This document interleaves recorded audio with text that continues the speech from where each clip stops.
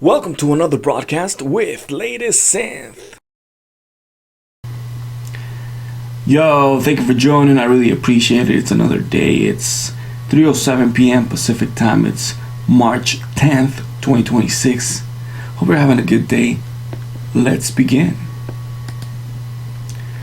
Trump can stop the war now. He's already won. Donald Trump started the week by making contradictory comments about the US endgame in Iran.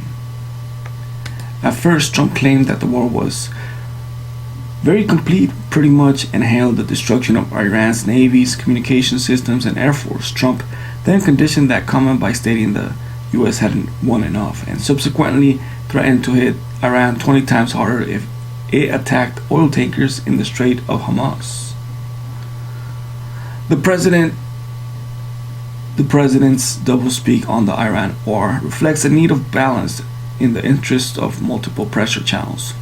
The quick war rhetoric assuages hardline America First advocates who oppose overseas military interventions and investors spooked by soaring oil prices. The hard-edged language aligns with Benjamin Netanyahu's maximalist aims at the interventionist bloc led by Marco Rubio, the U.S. Secretary of State. While the U.S.'s next steps remain unclear, Trump could end the war today and credibly claim victory, although the Islamic Republic remains in place. Its grip on power has eroded and Iran's military capabilities have been severely degraded. After years of one-sided nuclear negotiations and passivity in the face of Iranian regime repression, Trump has restored deterrence and asserted American power in a way that will resonate with other adversaries. Even though as Israeli and American officials have framed this conflict as a regime change war, the prospects of achieving that outcome are remote. Aside from decapitating senior leadership figures, the U.S. and Israel has to rout comprehensively the Islamic Revolutionary Guards Corps, foreign and domestic paramilitary apparatuses.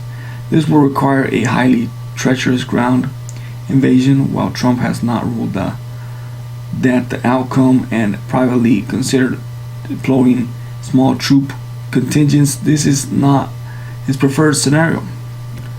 By assassinating Ayatollah Ali Khamenei and necessitating an abrupt succession process that placed Hassan Mojtaba Khamenei in power, Trump has dealt a severe blow to the Islamic Republic's long-term stability.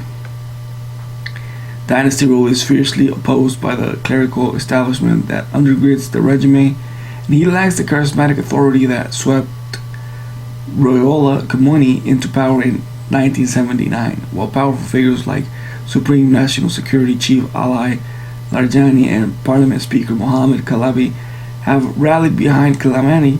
His ultra-conservative instincts could clash with their behind-the-scenes pragmatism and sharpened intra-elite clashes.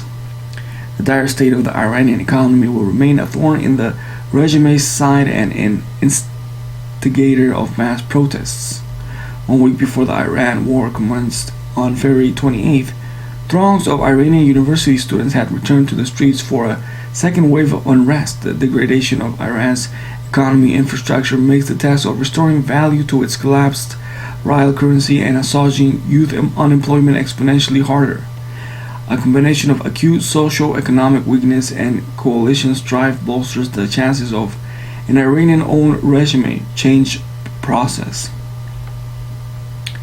Even in the Islamic Republic weathers the storm in the short term, the war's impact on international perceptions of American power is unmistakable. As a result of the June 2025 12-day war and current Operation Epic Fury strikes, Iran's Fordo, Natanz, and Isfahan's nuclear facilities are the shadow of their former selves. While Iran still possesses an estimated 400 kg of 60% enriched uranium in undisclosed locations, the cost of trying to act on that nuclear bomb potential have been laid bare. Further obstructionism in future nuclear negotiations and clandestine breaches of the non-proliferation regime will invite debilitating military strikes. The war has dealt an equally devastating blow to Iran's regional status and international partnerships, while Hezbollah and aligned militias in Iraq have acted on its behalf. Its most powerful proxy networks, Jemen's Houthis, have stayed on the sidelines. Iran's aggression towards the Gulf countries has isolated it in the Arab world, and its core backers, Russia and China, have been mere bystanders. Although the war was opposed by all major regional actors except Israel, and it's unpopular on the Arab Street, it has reaffirmed U.S. hegemony in the Middle East. Iranians will never forget Khamenei's reign of terror.